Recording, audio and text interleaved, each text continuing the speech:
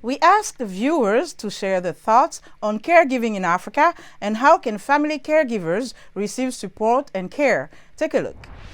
When you have a family member as a caregiver, it's such an advantage because there is no charging fee. He will take care of the sick or the patient at a loving and caring manner. It is time convincing here. Economically, it is an advantage because you don't have to hire someone to take care of your family members. At times, people tend to think like the family members are taking advantage. Mostly maybe they're suffering mentally, you see, and we don't have the knowledge of how to handle someone mentally. Having a family member as a caregiver in an African household setup, it makes you feel loved. It builds the bond. You don't have to have that transition time, introductory.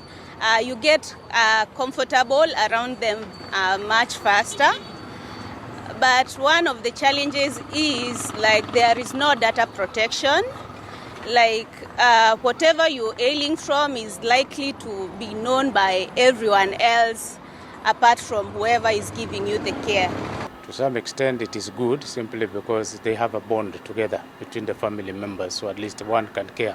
It's also a disadvantage in one way because you see what happens is that when we give that job to a particular member of a family, we do not consider, okay, you'll feed them, but they also need something. Everybody demands something from whatever they do. Well, in Africa, the advantages that we incur as family caregivers is that, one, we don't have to count cost because once we are family caregivers, that means we might be caring for our spouses or our siblings or our parents. So we don't need a specialized caregiver.